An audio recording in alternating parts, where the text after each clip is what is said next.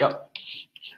Okay. Hello, everybody from there and here, and welcome to a new PGWiP postgraduate work in progress seminar series of the University of London.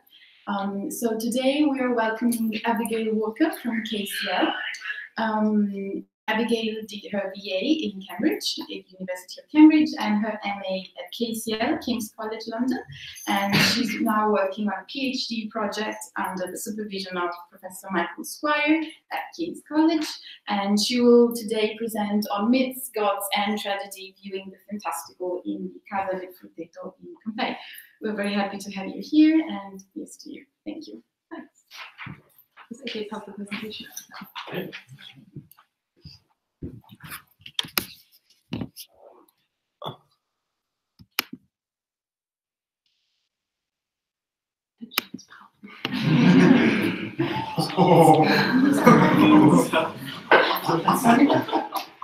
Talking about going into fantasy dimensions, the whole process. Okay. Yep. Okay.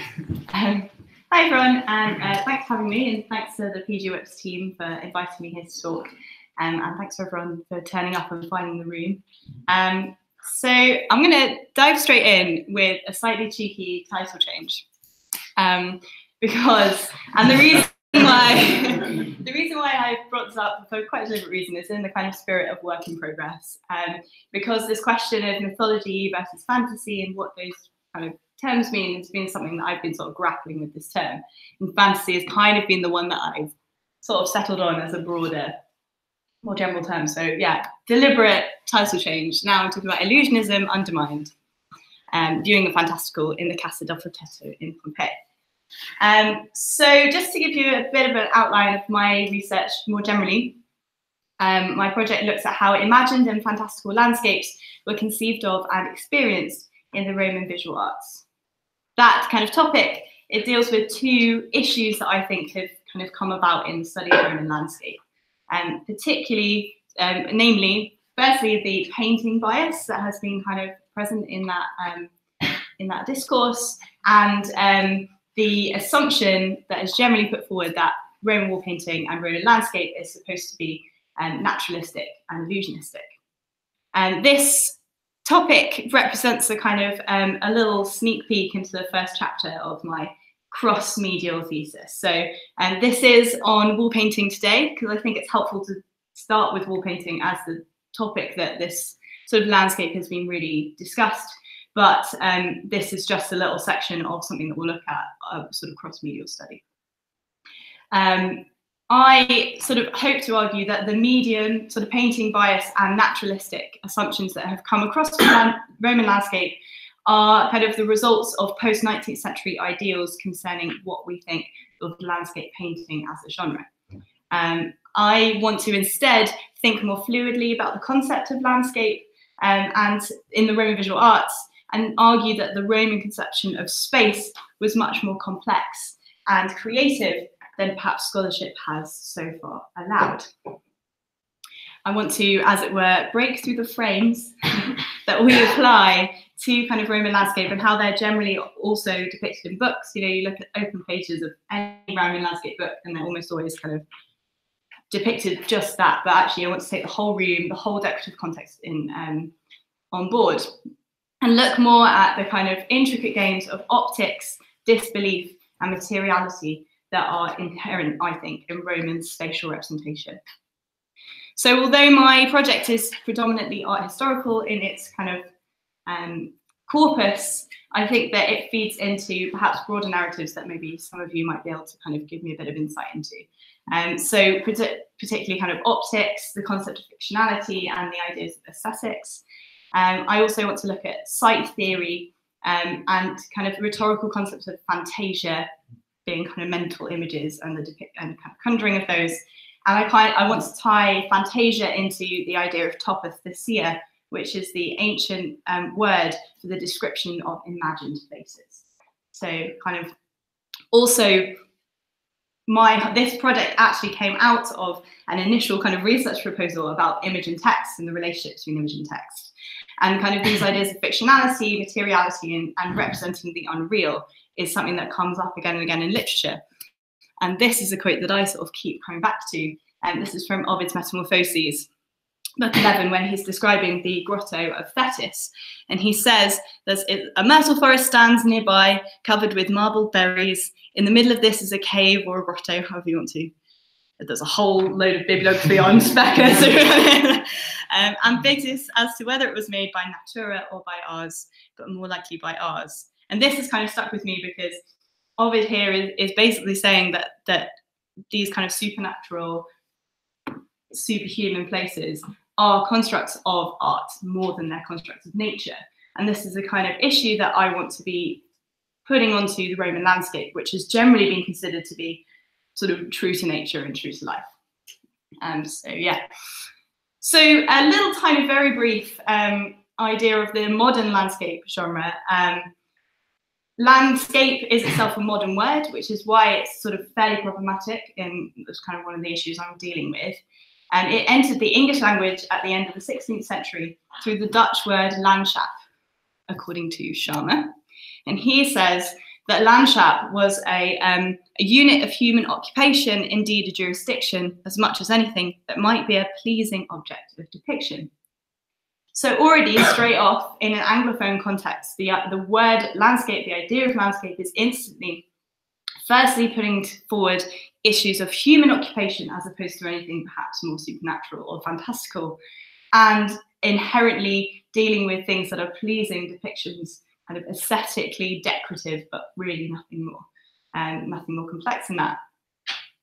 Clarke, 1956, wrote a kind of the landscape into art book, and he saw the 19th century as, in fact, the autonomy of the landscape genre. So we're not even looking at a term that is not ancient, it's not even 16th century, this is a landscape genre that has only come about in the 19th century.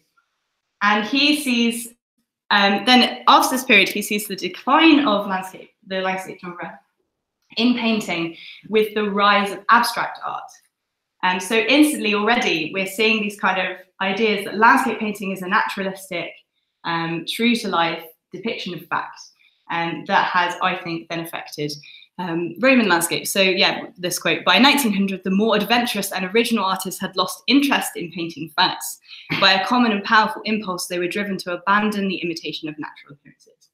So you see already this kind of discourse that landscape painting is basically for like people who are a bit rubbish at art and kind of boring is kind of already established. So yeah, that's kind of one of the things I want to deal with. In order to remove such modern artistic associations, I want to strip landscape back to its most basic and, I hope, unbiased definition.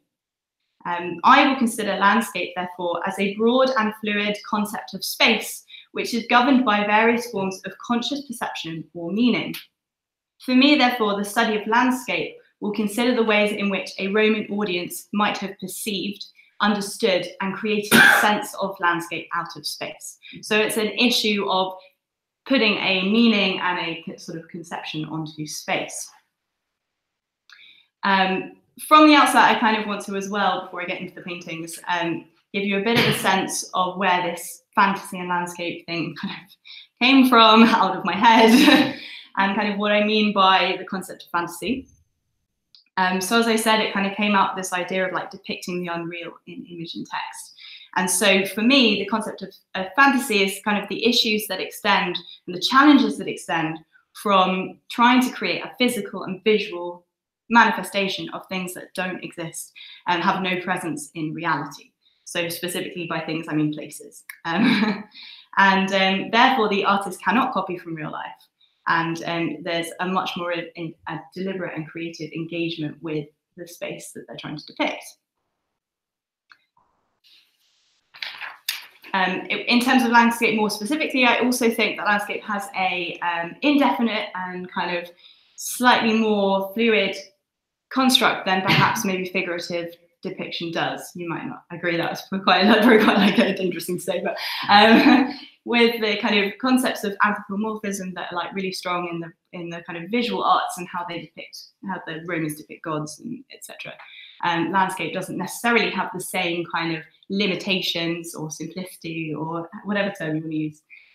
So that's kind of, I want to argue that landscape is the primary locus for the investigation of the unreal and the imaginary. Before I move on, I also just want to say, as a bit of kind of context, that this kind of landscape and fantasy thing has come out of historiographical issues, which I've sort of already touched upon. Namely this man. Well, there's a couple of men that have caused this issue, but Winkelmann in 1764 praised the kind of classical art of 5th century Greece and basically said that everything that came after that was a load of rubbish. In fact, he said that he called it the Stil der Nachahmer, which is the style of the imitators. And that has been a narrative that has kind of continued to plague Roman art for, ever since. Even the forefather of Roman archaeology, or Pompeian archaeology, August Mau, also prescribed to the imitation narrative.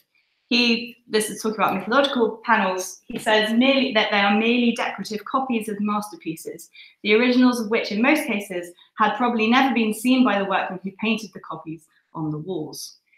Don't even get me started on whether you can copy something you've never seen before.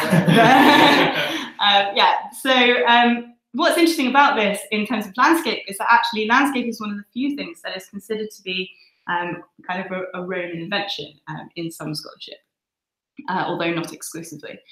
And though despite, in fact, numerous references to fantasy in scholarship, they tend to be fairly, imitation still kind of is the overarching narrative. Any kind of consideration of fantasy tends to be fairly cursory, or in relation to architecture, which is thanks to Vitruvius, which I'll come to later. Or if there is kind of any sense of like fantasy dream worlds, they tend to be an idea of like idealizing real life, being a kind of nostalgic view of reality. So we're still kind of basing everything in kind of imitation of real life or some kind of thereof. So I'm hoping that by putting fantasy at the core of my research, I can then provide a stark disruption to this repetitive and condemning narrative of poor Roman art. And instead look at a theme which actually just cannot rely on imitation, and for which the Romans are, generally condemned for. So, after that rather long introduction, we're finally moving on to my case study, which is the Casa del Frutteto. I'm probably not saying that right. I apologise to anyone who's Italian, but this is the Casa del Frutteto, or House of the Fruit Orchard. It's also known as the Casa dei Cubiculi Floreali, which is the House of the Floral Bedrooms, which I kind of love as a name. It's in Pompeii. It's a relatively small house. You can see it here. You can see sort of in comparison to some of the other houses in Pompeii, it's sort of quite a small one. It was decorated in sort of last decade of 1st century BC. Its name comes from 2 garden rooms.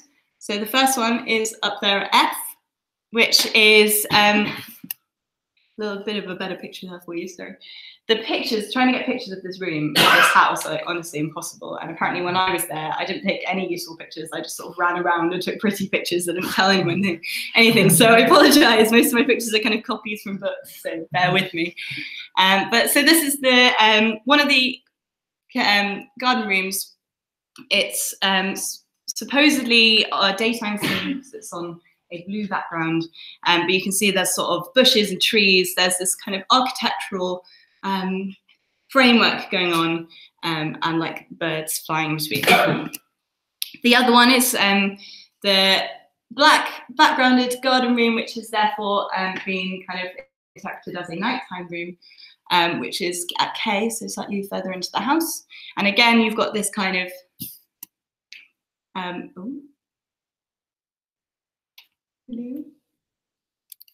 I'll just go back to that for now. So then you've got this kind of architectural foreground, and the kind of trees on a black background. So those are the rooms that have kind of given it this house its names. But there is an important, oh, there you go. But there is an important other room that is important for kind of landscape studies, and that is the triclinium, which is in between the rooms at J. This is important because it has what are termed in modern scholarship as mythological landscapes. So here we have, this is what the room looks like. So it's a predominantly black background with these kind of architectural frames. And then, yeah, we see on each of the walls, there's a kind of framed panel that have landscape depictions. So we've got, this is the fall of Icarus. I'm just gonna get up, sorry. You can see Icarus here. Sorry, these pictures look much better on my screen. There's Icarus here is kind of like winged figure flying down and across the sea. And you've got all the people kind of watching in horror. I think that's on the east wall, in case anyone cares. On the west wall is the myth of Diana and Actaeon, where Actaeon sees Diana naked. So here you can see Diana is sort of crouched down naked, with Actaeon kind of peeking at the top. And then here you can see Actaeon being mauled by his own dogs, because obviously he gets turned into a stag. On the north wall is really damaged. Honestly, that's basically as good as it looks in real life. It's supposed to show Eteocles and Polynices, who are the sons of Oedipus, who killed each other for control of Thebes. And then there's another one which we only have fragments of, which is supposedly a scene of from the Dirce cycle, but there's really nothing left of it. So. These paintings, I want to bring up Vitruvius quickly, because these paintings are supposedly from the third style of Pompeian wall painting. Anyone who's studied anything to do with wall painting will be familiar with Mau's 4 styles. I'm not going to go into right now kind of issues with that, but what is important is that Mau follows Vitruvius for his chronology for the 4 styles, well, certainly the first 3. Vitruvius, the supposedly third style that Mau highlights, in that section, Vitruvius derides and condemns fanciful decoration. He says, I'm not going to read all of this out, but he says, but those subjects which were copied from actual realities are scorned in these days of bad taste. We now have fresco paintings of monstrosities rather than truthful representations of definite things. Such things do not exist and cannot exist and never have existed. Hence it is the new taste that has caused bad judges of poor art to prevail over true artistic excellence. Yet when people see these frauds, they find no fault with them, but on the contrary are delighted and do not care whether any of them can exist or not. Their understanding is darkened by decadent critical principles, so that it is not capable of giving its approval authoritatively and on the principle of propriety to that which can really exist. Vitruvius's disgusted rejection of fantasy contained in this passage has often been quoted as positive evidence for Roman love of realism and artistic preference for true-to-life images. But this has kind of been questioned by Platt, who recently argued that, quote, Vitruvius's lambasting of monstra, such as the monstrosities, arises from a concern with structural decorum, informed by his focus on architecture. So here we can see that fantasy is, in this kind of narrative of Vitruvius and the third style, focused on architecture as opposed to anything to do with the landscapes at all. I also think this passage, although it's quite like a lambasting of fantasy, actually gives evidence for the proliferation of fantasy that must have been around at this time, and the challenge that it caused, that it sort of imposed upon the Roman sense of rationality and morality. And kind of Vitruvius is saying, oh, this is terrible because it can't exist. There's kind of a sense there that, yeah, I quite like to think of this passage as like someone looking at contemporary art and going, oh, a child could have done that. So yeah, I think that perhaps that this kind of, obviously a threat to rationality that Vitruvius feels for this kind of fantasy scaping is something that the Roman artist actually deliberately manipulates in order to challenge the viewer's kind of sense of reality and materiality. So let's put that kind of into practice. I'm going to look at the garden paintings first, and I've called this section Illusionism Undermined. So looking at the garden paintings, there are certainly ways in which they are deeply illusionistic. They bleed across the entire campus of the wall, as I showed you earlier. So there's, they're kind of as if the wall's not there at all. There are realistic details that have caused scholars to be able to point out exact kind of species of birds and flora and fauna and all that kind of stuff. Oh, that's terrible, sorry. But yeah, you can see kind of like these birds. There's also cute little details like this little bird perching on this architecture as if it's kind of real.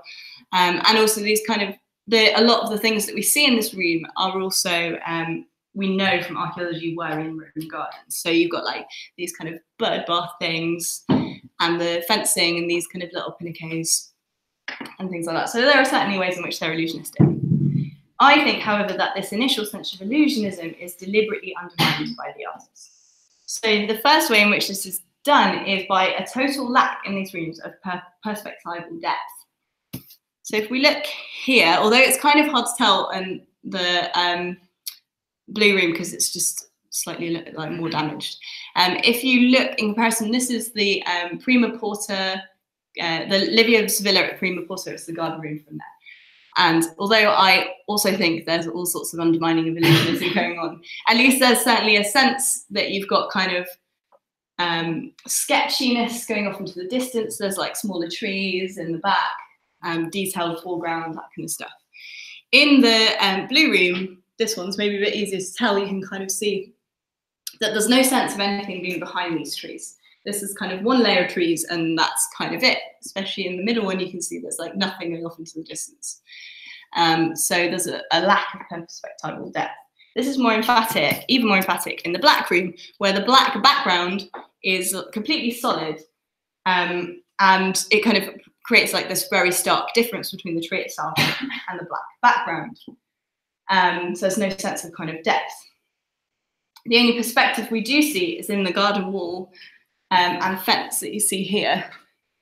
Sorry, the picture has not come up very well, but you can see there's kind of like this garden fence thing going on. That's maybe easier to tell in there. Here. But even though we have these little details that do suggest kind of illusionism, the whole wall is in fact deeply geometric. All of the decorative elements of the black room remain stubbornly in their own distinct planes. There's no kind of crossover. Unlike this one, this is one of the newly found wall paintings in one of the recently uncovered villas, and you can see the snake's tail is kind of like dropping over the edge. We have absolutely no sense of that in the black room. There's very little kind of overlap at all. And so all of the different parts of this room, both horizontal and vertical planes, appear as if individual friezes or panels stacked decoratively together. It's not a naturalistic prospect of kind of real life growing. It's in fact kind of what you would more expect of a like symmetrical geometric set of images. And this is particularly exemplified by this middle kind of tree where you've got the tree with this sort of like curving line of the snake. These bushes either side of it are like going off either way, so they're very symmetrical, and the panels either side are also very symmetrical. And yeah, as I said, they all kind of stay bracketed in their panel. There's also this kind of sense of pattern, repeated pattern in the blue room, where we have these are Egyptianizing statues, and we have this kind of dividing of the room still. You've got the garlands at the top that kind of create this like lovely sense, and the mask in the middle kind of dropping down. There's very much a geometric breaking down of the room. And this is kind of emphasized by the mosaic flooring, both of these rooms have geometric pattern floors. So, you know, again, we've got trying to think of the room as a whole rather than just the wall paintings. You know, you may think it's a naturalistic garden setting, but as soon as you look down at the floor, you remember that you're in a room. It's not naturalistic at all. So what these garden rooms show us, or suggest to us, that illusionism is perhaps not the whole story, and that we should sort of push that a little bit further. These garden paintings certainly establish a sense of naturalism initially, but quickly this impression of a real garden is broken down and made more abstract by the geometricizing of the frescoes and lack of perspectival depth. There's a tension here established between illusion of nature and the flat geometric surface of the wall. And through this kind of tension, the very question of materiality is put at stake. Art may be used to depict and therefore control and civilize wild nature, but this very stabilizing force is in fact, by the process of artistic creation, undermining and unchallenging that initial sense of illusionism. It prompts the viewer to see the painted landscape as a real image, but at the same time, the wall advertises itself as an artistic fiction, a geometric artistic fiction, and challenges the extent to which the viewer is willing to suspend their rationality and disbelief and believe in the fiction and fully immerse themselves in the strange and surreal atmosphere created by the games of nature and art in these landscape paintings. And also meant to say that the ceiling as well of the black room is all kind of, you can see all these like sort of floral decorative designs that look much more, I think, like a kind of patterned rug rather than a kind of garden, quite apart from the fact that obviously that should be a sky if we're seeing this room as fully illusionistic. So, okay, so those are the garden rooms. If we now kind of, I want to look towards the mythological landscapes in the triclinium, I'm going to take you on a fantastical journey through the house. The reason why I picked this house partly for this presentation is that it does have these kind of different, I'll put the picture up, these different kind of landscapes, which are in modern scholarship generally divided up into categories. This is the other kind of big issue I have with Roman landscape studies, is that modern scholarship have got slightly obsessed with all these kind of like different categories that they put things in. So garden, mythological landscape, villascape, harbourscape, sacro-idyllic landscape, all these kind of things. And they kind of divide them up like that in books. They're in different chapters, they're looked at separately. And actually, I think there's a much more of a kind of fluidity going on in kind of Roman landscape, and we should see it more as a whole. So I want to look at the ways in these rooms work together to create an interactive experience of transportation away from reality and the real life of the villa and kind of urban life, and heightened fantasy for the viewer. We're lucky enough as well with the Casa del Frutteto that all of the paintings are still on site and they're still all together, well, these ones certainly. Unlike something like the Villa Bosco Casa, which is my kind of other big case study that I've looked at, where some of them are in Naples, some of them are in New York, and the villa is being reburied by Vesuvius, so we can't really get a sense of the whole.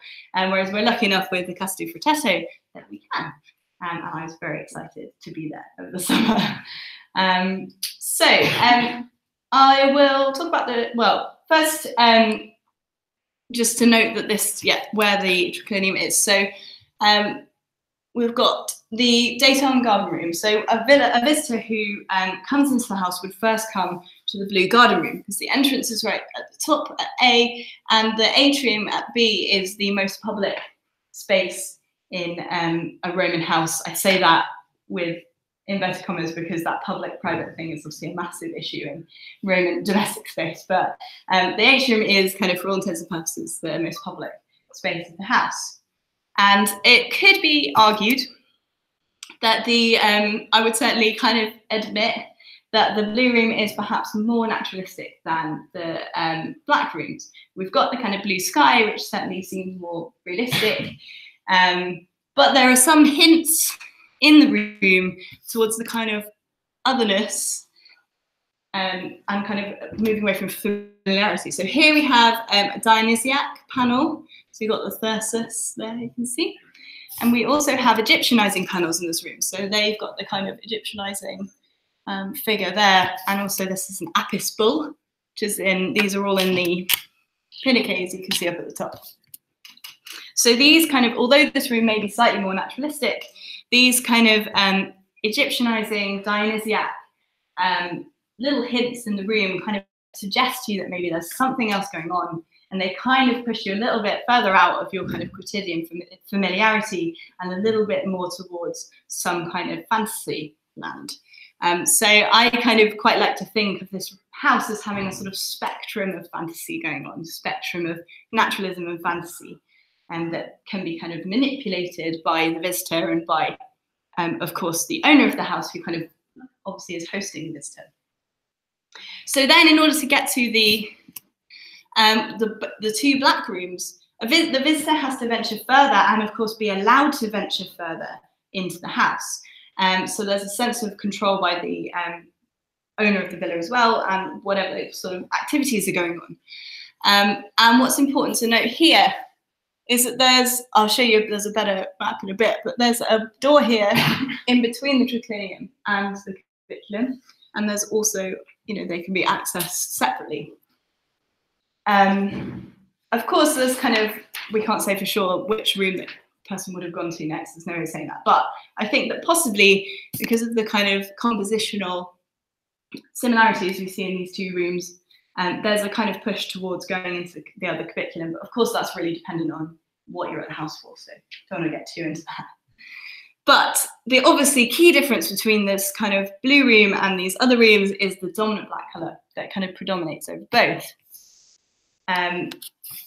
Here's the one, both of which these two black rooms are linked with the little door that you see there. Here's the door. That will be important later, I'll say. So here we have the two black rooms next to each other. So I want to kind of unpack this kind of black colour a little bit more. So not only sort of causing this chromatic link between the rooms, there's also quite, I think, other interesting stuff going on. So Bergman, who is like queen of Roman landscape painting, she says about the triclinium in the Casa del Frutteto. She says, still today, the visitor to the narrow enclosed dining room of the Casa del Frutteto is enveloped by a reflective black expanse. The original effect in the unweathered state would have been mirror-like. So if she's right that, in fact, they would have been mirror-like, and there's kind of suggestion that they were sort of waxed or in some way kind of vaguely, I'm not talking mirror, actually mirror, but like vaguely reflective. There's sort of quite interesting stuff going on. So firstly, before I get to that, just to remember how dark this room is. This is, I visited in the kind of middle of a summer's day. And even then, with, the house sort of not fully there, the room is incredibly dark. This is a triclinium. Ling argues that the black colour actually limits, quote, the possibilities of representing space and atmosphere, end quote, and, quote, acts as a visual barrier to more than the simplest development in depth.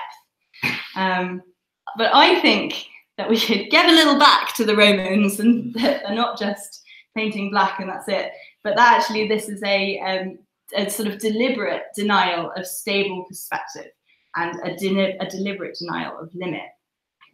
And that in fact space appears both infinite but also solid by the sort of black colour going on behind them. And if we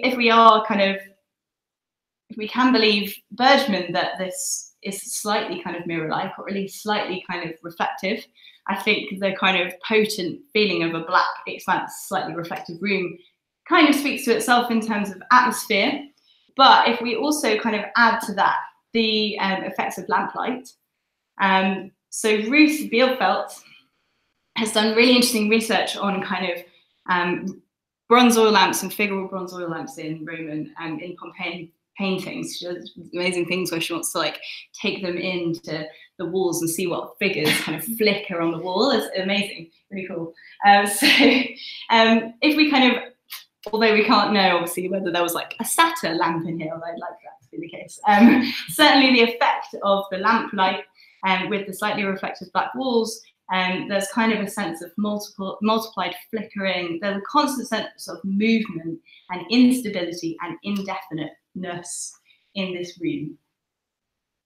So, and then if we kind of talking about the cubiculum, obviously the shock of the black after you've seen the blue room would have been quite sort of a really striking difference. It's a striking difference now, but obviously it would have been even more so. I'm just gonna have it carry. It would have been even more so in its kind of original, much brighter state. And I kind of like to think that you enter the cubiculum after being in the blue one. And as we've already seen, there's a sort of destabilizing sense, kind of slightly surreal, something slightly different going on in this room.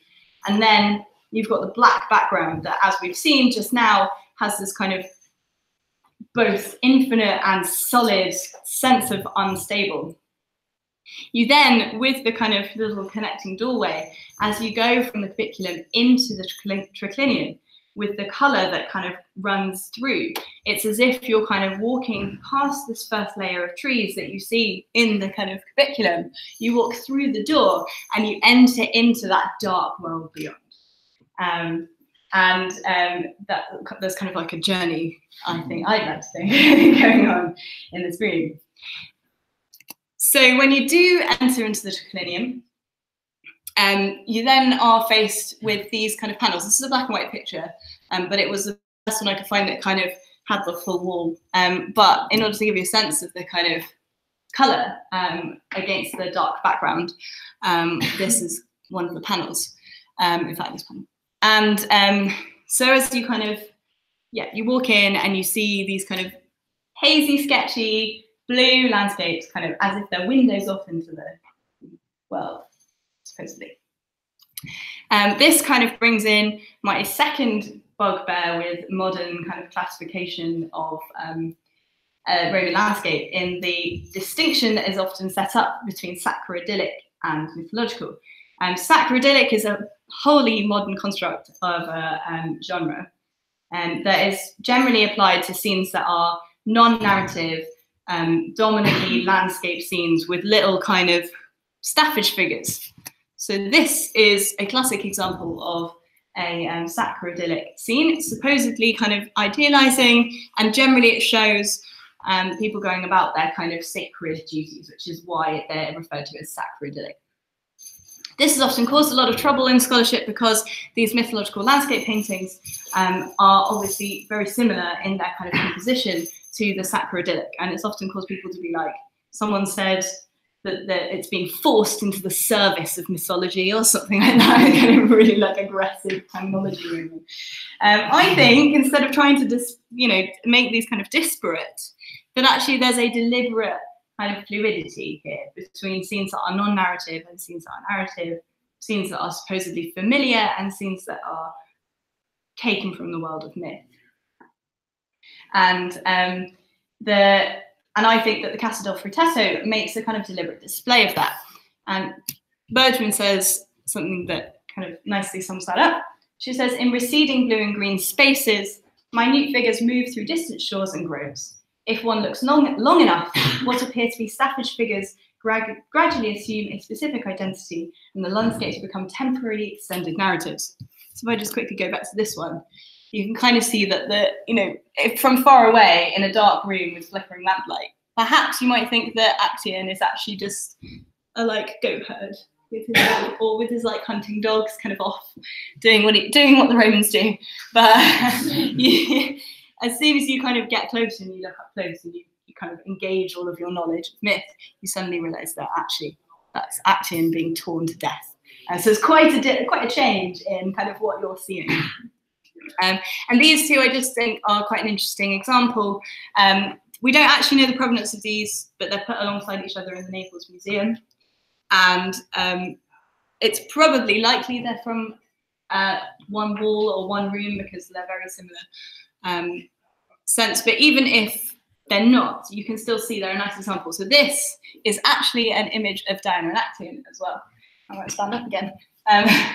We have here Actaeon, and here is Diana, and there's kind of a little suggestion of what's going to happen to Actaeon. He does peaks too far. So I just put them up there as quite a nice example of this kind of same fluidity going on in those rooms. So I think there's a deliberate kind of fluidity. So if we go back to the kind of, here we go, is this one? The journey that we've gone on, where you have traversed through the house. You've gone from the naturalistic blue room, which kind of suggests something slightly more unusual, into the dark, deep belly of the house, where you've kind of traversed through the kind of woods of the strangely geometric room and come to the world of myth. And you're literally kind of immersed in that full experience. And you kind of, we see an interactive transportation into the dark, fantastical belly of the house.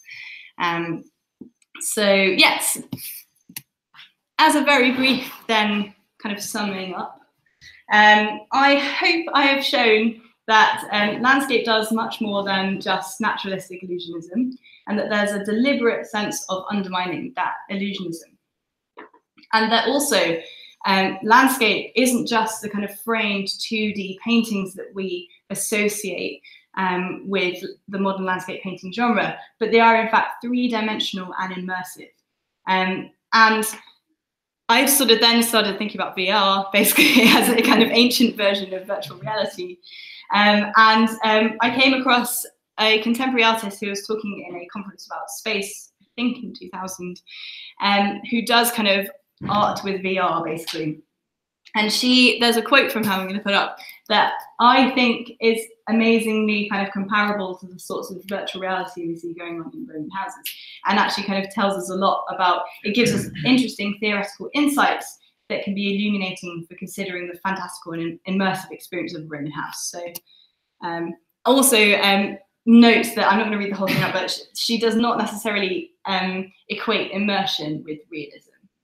So she says that virtual space is a place where mental models or abstract constructs of the world can be given virtual embodiment, that they can be kinesthetically explored and they retain their immateriality. So we've got this kind of idea of materiality or immateriality going on. And the immaterial is confused with the bodily felt and the imaginary with the strangely real. So I quite like that phrase, strangely real. I quite like to sort of look into like hyperrealism and stuff like that. So I thought that was amazingly kind of relevant. So I think that perhaps we can think of Roman space as just as experiential as perhaps the work of contemporary artists Char Davies and kind of virtual reality, and that we should start thinking therefore about the relationship between space and visual perception in the Roman artistic imagination was much more complicated than our post-19th century kind of aesthetic and naturalistic ideals will allow. And I think that actually these artists in these wall paintings deliberately challenge and probe the kind of Roman rationality that we see Vitruvius so fervently protect. And kind of to sum that up, if we allow for this kind of level of complexity and self-consciousness in Roman landscape depiction, then the question of art's ability to represent nature becomes much more complex in return. The arts, in the case of what I'm calling fantasy-scapes, were not purely attempting to replicate nature, but in fact the boundless potential of the imagination. A challenge which the Roman artists approached through questioning naturalism, as opposed to just subscribing to it, and acknowledging the input of the imagination. Rather than trying to hide their materiality, Roman landscape depictions make a display of it, challenging the viewer's rationality in the extent to which they may be willing to believe not only a painted seat, but in fact one which undermines its own illusionism and depicts a place that is just not real in any sense of the imagination. So yes, thank you. I really appreciate to hear what you think.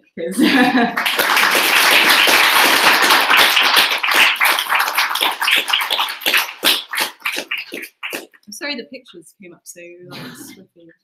Thank you. Thank you very much. I think I guess now and also the live stream, but we would also like to thank Royal Holloway University for hosting us today, as we're now in Bedford Square instead of Senate House. So thank you very much, and thank you for watching. I'm not sure we're so thank you everybody for watching, and see you very soon, hopefully. Let's wait. Yeah, now you yes. go. So now you want to say it again? Again. Thanks for watching. Enjoy.